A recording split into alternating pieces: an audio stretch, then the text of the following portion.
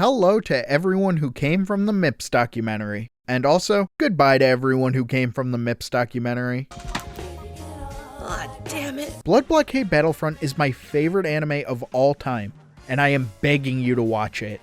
Asking didn't work. Demanding didn't work. So now we're gonna try groveling. Please, please, please give this anime a chance. If you're new to the channel, you might not be aware that I've already talked about this show before. And if you're not new to my channel, you also wouldn't be aware because nobody watched that video. A lesser content creator would look at these analytics and think, wow, I guess I shouldn't talk about that anymore. But me? I'm doubling down, baby. I love this series, and I'm not gonna let anything stop me from trying to convince more people to watch it.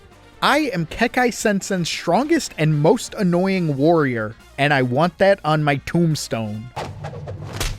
But I know what you're thinking. Silvery, why should I give this show a chance? What's so great about it? And to that I say, thanks for watching this far into the video, it really means a lot.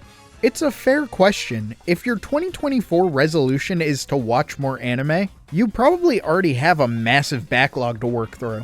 Why should you add my humble recommendation? After all, I'm a Black Clover fan. Would anyone watch a Black Clover video? Probably not, but that hasn't stopped me before. If you have any reservations about starting what the kids would call peak, then allow me to tell you more about this series and why it's really genuinely deserving of your time. And if I pique any ounce of interest and you do end up checking this show out, please let me know. Oh, also like and subscribe, it really helps me out a ton. Alright, let's get it. There's a lot to love about this series, but I think what I love most is its world. It's a simple premise, but that simplicity opens the door to so many imaginative ideas. 3 years ago, the barrier between Earth and the Alter World shattered in New York City, and while it was quickly reconstructed by a group of powerful mages, by that point all manner of otherworldly beings had crossed over to our plane of existence, making New York City a much more dangerous, but also much more interesting place to live. The Alter World and the creatures that have crossed the dimensional rift are both such broad concepts that it allows Yasuhiro Nightow, the writer and artist of the original manga series, to design these creatures however he wants, and with whatever magical abilities come to his mind. This one's a little mushroom dude that can produce memory-erasing spores when stressed. This one's a book on a stick that's also the greatest medical mind in the known world. This one's a microscopic scientist who's trying to stop an equally tiny micro-terrorist. This truck is actually a living creature. Count Giga Foot Massive is a minor resident in the city, but he's so massive that every time he travels, there's a public safety advisory. These characters and concepts are so creative and seemingly limitless in their designs and abilities that it makes the world feel really exciting. Absolutely nothing is off the table, so it's always fun to see what kind of new creature or concept gets brought up in each episode. Also, side note, if the name Yasuhiro Nightow sounds familiar at all, you might recognize him from another little known series he created called, I don't know, Trigun? Yeah, this guy rules. Love and peace!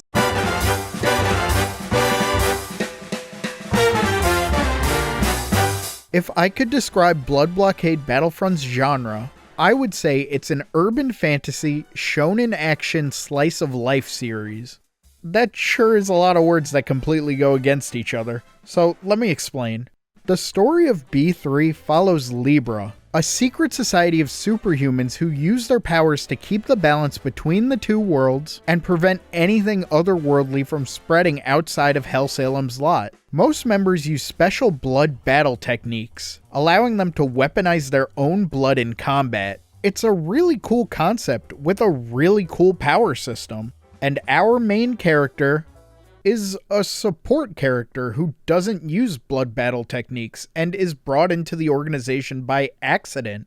Leonardo Watch visited Hellsalem's lot in the past with his family, and a mysterious being bestowed to him the all-seeing eyes of the gods at the price of his sister's vision. The all-seeing eyes give him a ton of abilities, including the ability to see through illusions, see auras, take control of other people's eyes to either share his vision or disorient theirs, and the ability to decipher the names necessary to permanently seal away the otherwise unkillable blood breeds. This makes him an invaluable part of Libra, but it also makes him a target for plenty of criminals and villains.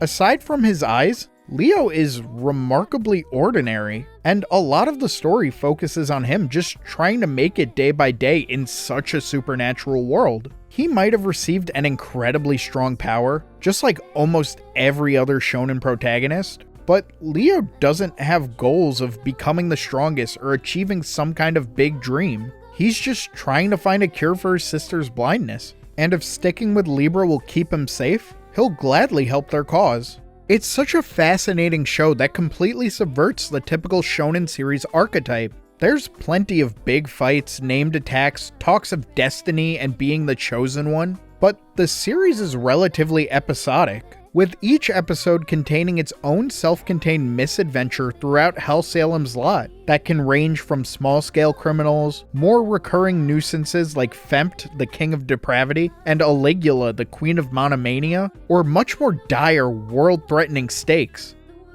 Or maybe Klaus just needs to play Lovecraftian chess with the head of the Alterworld's biggest crime syndicate for 99 hours straight, or join an underground fight club because he thinks Zap's life is in danger. The first season intersperses an original story not present in the manga with these episodes, which I also think is very beautifully done, and I really don't want to spoil it here.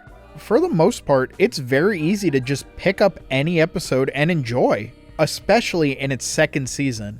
One episode could be everyone trying to stop a colossal titan from destroying the city with every step they take, and then the next is about a parent-teacher conference. This is going to be a really weird comparison. Stay with me on this one. But with how this series presents grounded, down-to-earth stories through incredibly supernatural and otherworldly means, kinda reminds me of Regular Show. In a good way, of course. Granted, these two shows can be very tonally different, but a lot of times they're really not.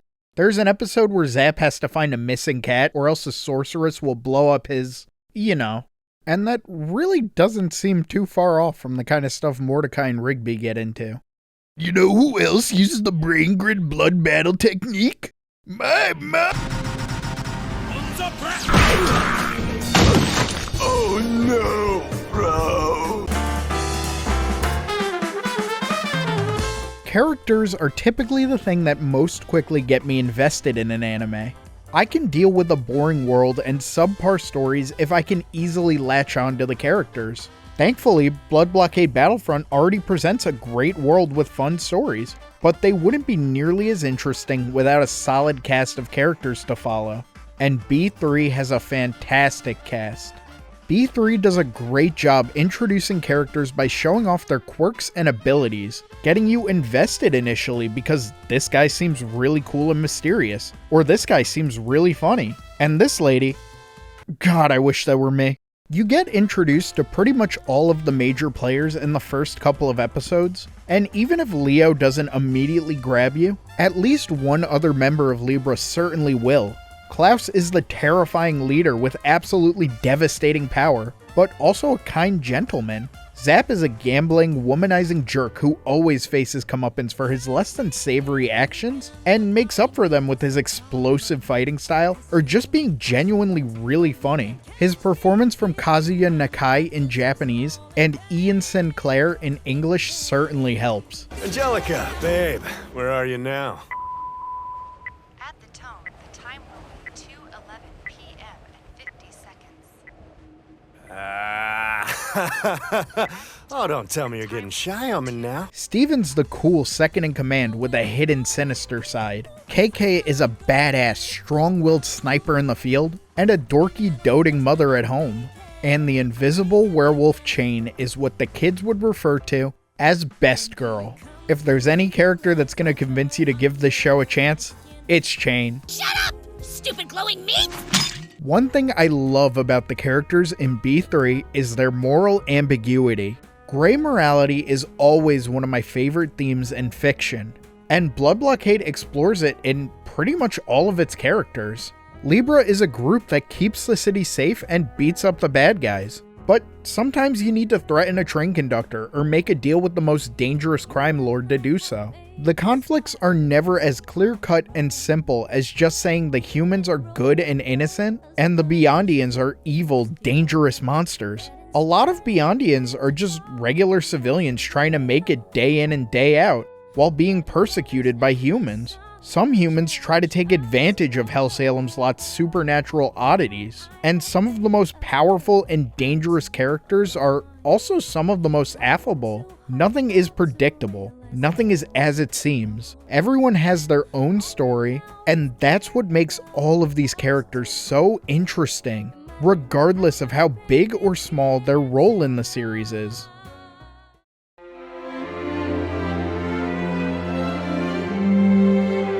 Blood Blockade Battlefront is an absolutely gorgeous show. You've already seen throughout this video just how varied, weird, and creative the character designs are for the Beyondians, but the animation is some of the finest I've ever seen. From the large-scale fight scenes to simply the way Beyondians move, there's so much energy and character put into every moment of this show. With such over-the-top designs and gorgeous Sakuga on display every episode, I can't imagine anyone watching the show and feeling bored or uninterested. And I have to mention the music, because it's really sublime. It should also go without saying that the openings are really great, and Sugar Song To Bitter Step is a contender for the best ending in any anime series. Please fight me on that, I could really use the engagement. There is not a single reason I can think of why you shouldn't give this show a shot. It has a fascinating, imaginative world, down-to-earth stories that are heightened by supernatural circumstances, a relatable, interesting, and endearing cast of characters, some of the most incredible visuals I've ever seen in an animated series, and music to match that quality. If there are any flaws to point out, the good most certainly outweighs them. Please, please, please watch this show. I promise you won't be disappointed. And if you made it this far into the video, seriously, thank you for watching, but you should be watching Blood Blockade Battlefront, my favorite anime series. And I can promise that this certainly won't be the last time I refuse to shut up about this show. So strap in, everyone.